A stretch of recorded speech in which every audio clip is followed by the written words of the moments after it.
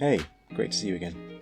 In this episode, I'd like to go over how the ComBadge works. Of course, all of this is still being worked on and doesn't exactly represent the final version, but it is pretty close.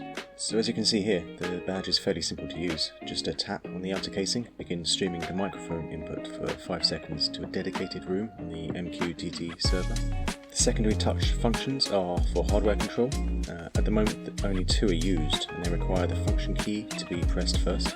There is capacity for up to 6 functions, so there's plenty of room to expand. Most of the functionality is designed to be done on the server, with each badge having its own secure room based on its badge ID. This is calculated by the MAC address of the ESP32 in each badge.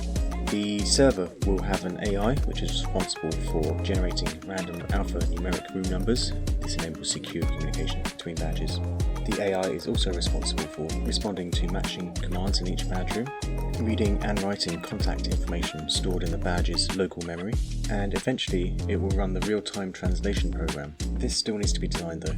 The AI is based on VOSC, which is an open source natural language model. All the processing is done locally, so there's no added delays when calling APIs. I've used this model before and it's very powerful, so it can easily handle everything we need it to do.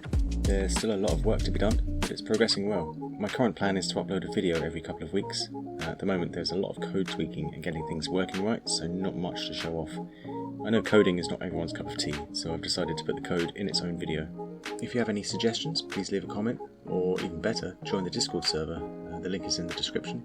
Thank you so much for watching, and I'll catch you in the next one. Take care.